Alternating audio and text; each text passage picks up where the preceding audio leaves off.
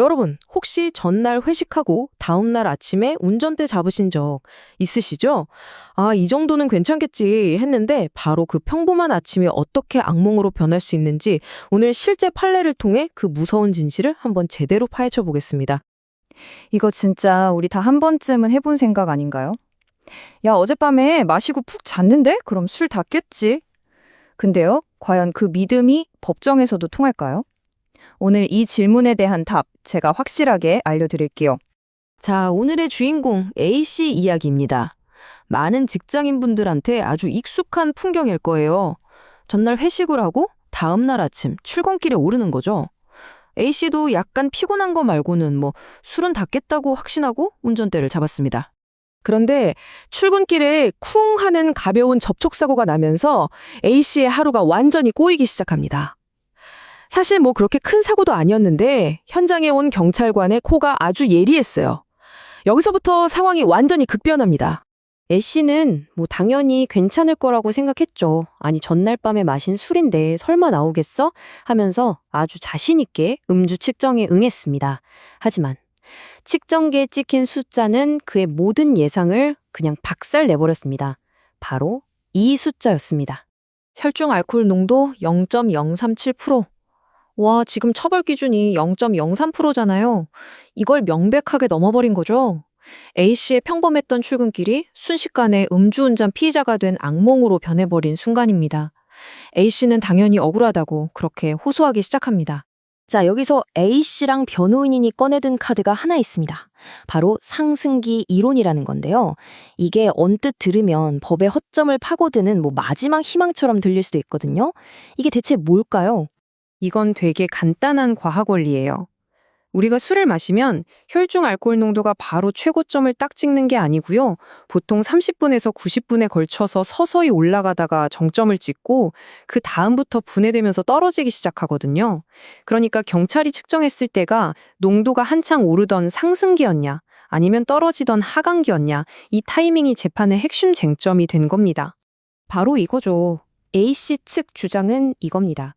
경찰이 쟀을 때는 알코올 농도가 계속 오르고 있던 상승기였고, 그러니까 그보다 더 이전에 내가 실제로 운전하던 그 순간에는 처벌 기준인 0.03%보다 낮았을 가능성이 있습니다. 라고 주장한 거죠.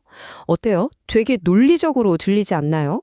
그리고 놀랍게도 이 주장이 1심하고 2심 법원에서 그대로 받아들여졌습니다. 법원이 그럴 수도 있겠네. 합리적인 의심이 드는데? 하면서 A씨한테 무죄 취지로 판결을 내린 거예요. A씨는 정말 안도의 한숨을 내쉬었겠죠. 하지만 이야기는 여기서 끝나지 않습니다. 검찰이 이걸 그대로 받아들이지 않고 대법원까지 끌고 갔습니다.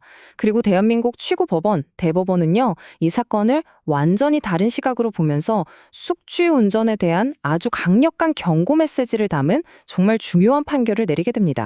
대법원의 메시지는 아주 명확하고 단호했습니다. 여기, 이 문장이 모든 걸 말해주고 있죠. 상승기일 수 있다는 가능성만으로는 실제 운전할 때 기준치 미만이었다고 단정할 수 없다. 즉, 그럴 수도 있지 않을까요? 하는 그런 막연한 가능성 하나만 가지고는 안 된다는 겁니다. 자, 그럼 대법원은 뭘 본 걸까요? 단순하게 상승기 이론 하나만 본 게 아니에요. 여기 나오는 모든 것들, 얼마나 마셨는지, 무슨 술을 마셨는지, 언제부터 언제까지 마셨는지, 운전이랑 측정 사이의 시간은 얼마나 지났는지, 측정된 수치는 얼마인지, 심지어 운전자의 평소 습관이나 체질까지 이 모든 정황을 종합적으로 봐야 한다고 못을 박은 겁니다.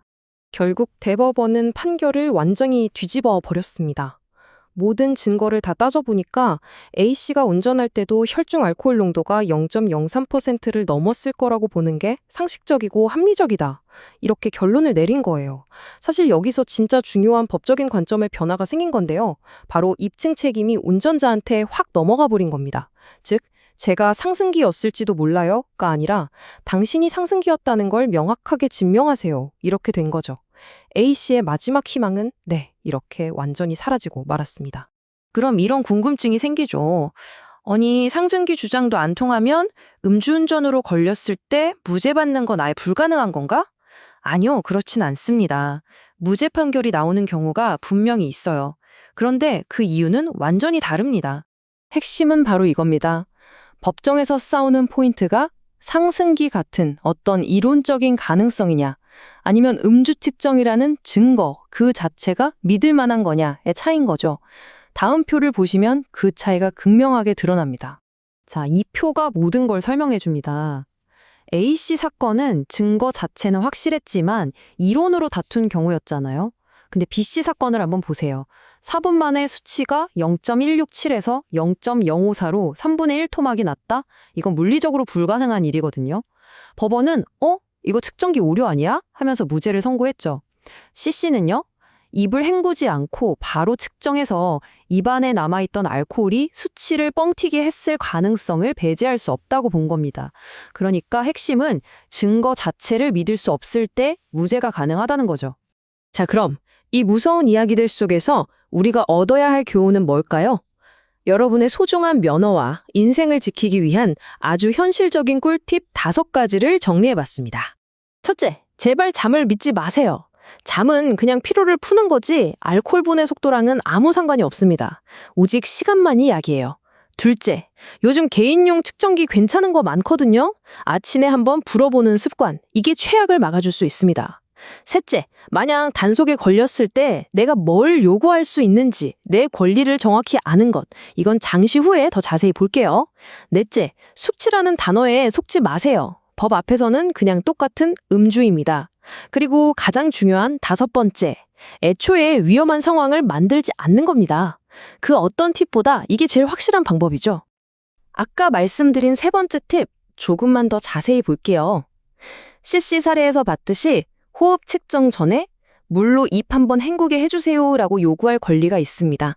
입안에 남은 알코올 때문에 결과가 잘못 나오는 걸 막기 위해서죠. 그리고 측정 결과가 뭔가 좀 이상하다, 내가 마신 거에 비해 너무 많이 나왔다 싶으면 주저하지 말고 바로 혈액 채취로 다시 검사해주세요 라고 요구하세요. 이 모든 과정과 시간을 정확히 기억해두는 건 나중에 법정에서 아주 중요한 증거가 될 수 있습니다. 결국 선택은 정말 간단합니다. 약간의 불편함이랑 택시비 몇천 원을 쓸 것인가, 아니면 한순간의 안일한 판단으로 어마어마한 벌금, 면허 취소, 그리고 평생 따라다닐 전과 기록이라는 위험을 감수할 것인가. 이 질문에 대한 답은 이미 여러분 마음속에 정해져 있을 거라고 믿습니다. 부디 현명한 선택을 하시길 바랍니다.